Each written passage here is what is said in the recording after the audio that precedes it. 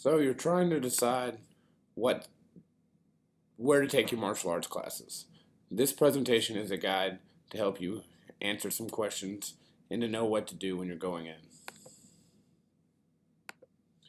So let's start off with what are you looking for? Martial arts schools all have their own personalities. When picking one, find the one that best suits you. Are you looking for kids, family, or adult classes? Each school's organization will tell you a lot about their school. Some are just about revenue, some are not about it at all. Does the scheduling work for you? Does it work for your family? Some schools foster a community approach, while others concentrate on private lessons. You also have to decide whether you want to take classes in a community center or a commercial school. Both of these offer very good instructors and very good qualities that you can benefit from. These are some of the things to think about while you're trying to decide. What's the difference? Well, the biggest difference is availability. The rec center schools usually don't control their schedule for the classes, the length of the class, or what can be taught or done for insurance reasons.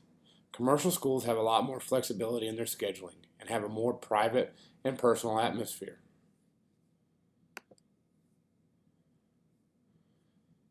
Community classes are usually a little bit shorter, with less options on when and how to train, and less maneuverability for inclement weather, times you miss class. Sometimes you just have to completely miss that week of training.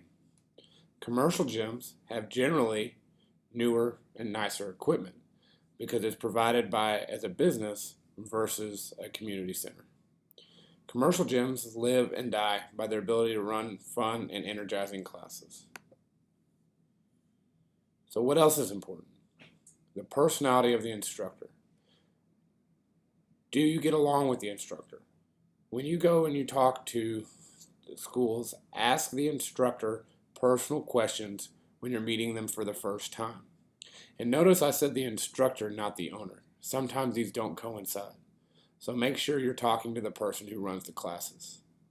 Watch how he or she interacts with the students and the parents. And talk to the students and the parents and see their response about the instructors. Class organization. Make sure the school you go to has a clear set of expectations and instructs in a manner to make it reasonable to attain them. Watch the students. One of the best indicators, if the school is right for you, is whether the students in the class show the traits and abilities that you are wanting to develop. Are they respectful? Do they work hard? Do they have the skills you want to learn?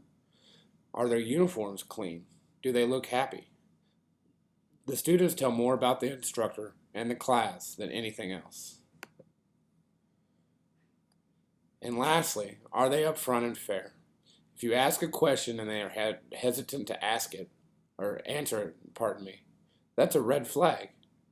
Pricing should be an easy to understand format. They should also be upfront and honest about any registration fees, late fees, cancellation fees, what else you'll be required to buy for uniforms, for gear, for tournament, and everything else that you need to know. That should all be upfront, and they should be extremely honest about that.